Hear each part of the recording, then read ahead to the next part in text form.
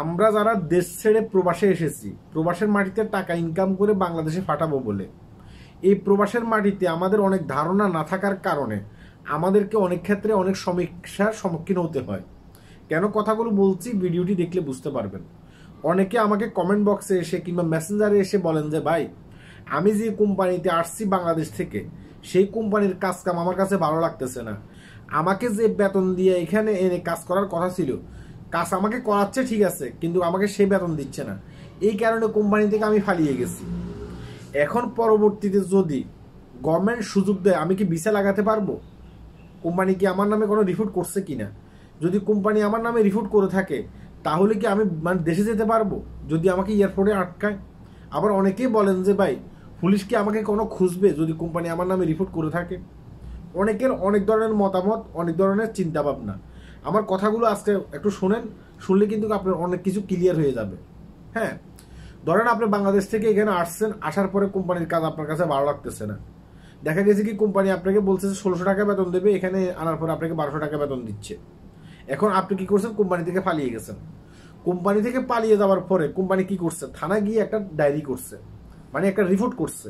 সেই রিপোর্টে উল্লেখ করবে যে লোকটা বাংলাদেশ থেকে আমার কাছে আসছে কাজ করার জন্য, কিন্তু আমার কাছে সে কাজ করতেছে না, আমার এখান থেকে সে পালিয়ে গেছে। এই কারণে আমি একটা রিপোর্ট করতেছি। যদি পরবর্তীতে লোকটা অন্য কোথাও কোনো অকারেন্স করে থাকে, কিংবা সেই মানে গাড়ি অ্যাক্সিডেন্টে কিংবা বাস অ্যাক্সিডেন্টে তার যদি কোনো অঙ্গহানি হয়, সে যদি মারা যায়, হ্যাঁ, যেন মানে আমাকে এসে না ধরে।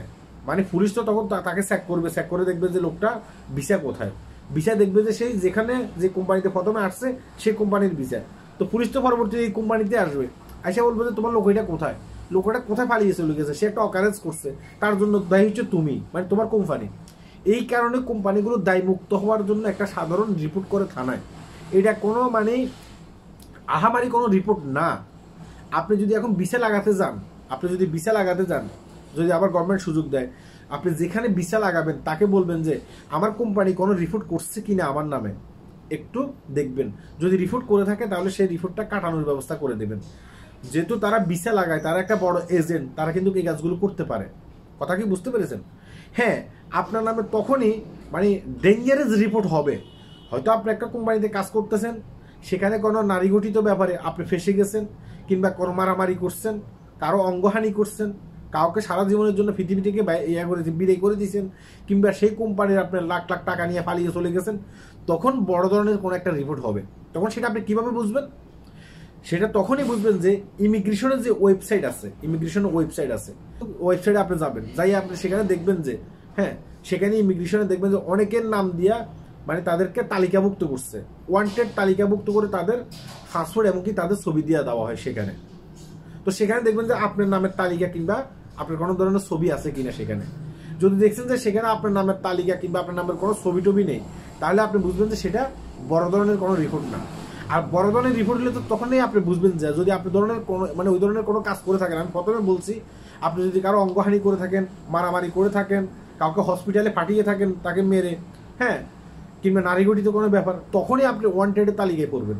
তার আগে ছোটোখাটো কোনো বিষয় নিয়ে আপনি কোম্পানি থেকে পালিয়ে চলে আসছেন, কোম্পানির কাজ আপনার কাছে ভালো লাগতেছে না, হ্যাঁ, এই কারণে ওই ধরনের কোনো রিপোর্ট হয় না। রিপোর্ট হয়, সেই রিপোর্টটা হয় যে সাধারণ একটা রিপোর্ট।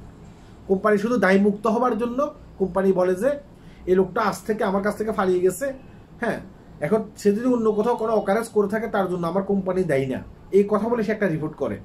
এটা কোনো আহামারি রিপোর্ট না। এই রিপোর্টে কিন্তু আপনি দেশেও চলে যেতে পারবেন।